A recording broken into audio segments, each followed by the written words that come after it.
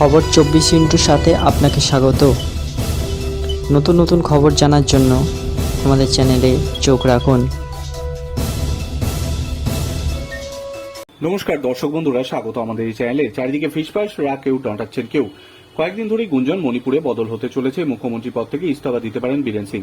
তবে স্বেচ্ছায় দলের বিধায়করাই নাই তাকে জোরাজুরি করেছিলেন ইস্তফা দেওয়ার জন্য। এই জল্পনার মাঝে দিল্লি থেকে দেখা গেল মণিপুরে একাধিক বিধায়ককে। এরপরই জল্পনা আরও বেড়েছে, সত্যি কি মুখ্যমন্ত্রী পদ থেকে ইস্তফা দিচ্ছেন বীরেন সিং?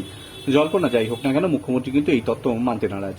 বিজেপি ও জোট সঙ্গী Naga People's Front, Naga National People's Party বিধায়কদের দিল্লি যাত্রার কথা স্বীকার করলেও এর সঙ্গে তার পদের কোনো সম্পর্ক নেই বলে দাবি করলেন মুখ্যমন্ত্রী পদ থেকে ইস্তফা দিচ্ছেন না বলে জল্পনা ওড়ান তিনি। বীরেন সিং বলেন, এনডিএ জোট সঙ্গীদের সঙ্গে বৈঠক হয়েছে, সকল সম্পত্তিতে মণিপুরে শান্তি বজায় রাখতে প্রধানমন্ত্রী নরেন্দ্র মোদীর কাছে একটি স্মারকলিপি জমা দেওয়া হয়েছে। প্রধানমন্ত্রী মোদী এবং স্বরাষ্ট্রমন্ত্রী অমিত শাহের সঙ্গে সাক্ষাৎ করতে দিল্লি যাওয়ার কথাও আলোচনা হয়েছে। বিধায়করা আমার ওপর ভরসা করেছেন, কিন্তু যেহেতু সংসদে অধিবেশন চলছে, সকলে ব্যস্ত, তাই আমি কেন বিরক্ত করব ওদের?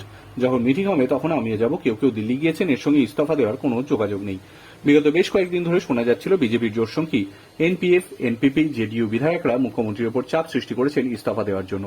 সূত্রের খবর, বীরেন সিং যাতে মুখ্যমন্ত্রীর পদ থেকে সরিয়ে দেওয়া হয় তার জন্য মণিপুরের নেতারা বিজেপির শীর্ষ নেতৃত্বদের বোঝানোর চেষ্টা করছেন।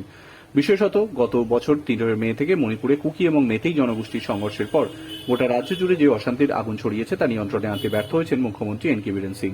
প্রসঙ্গত, এবারে লোকসভা নির্বাচনে মণিপুরের 2টি আসনেই বিজেপি হাতছাড়া হয়েছে। এর আগে গত জুন মাসে যখন মণিপুরে অশান্তি চরমে পৌঁছেছিল, সেই সময় মুখ্যমন্ত্রী পদ থেকে ইস্তফা চেয়েছিলেন বীরেন সিং। তিনি ইস্তফা পত্র নিয়ে রাজ্যপালের বাড়ির উদ্দেশ্যে রওনা দিয়েছিলেন, কিন্তু মানব শৃঙ্খল বানিয়ে মুখ্যমন্ত্রীর কনভয় আটকে দেওয়া হয়। ব্যুরো রিপোর্ট, খবর 24x7।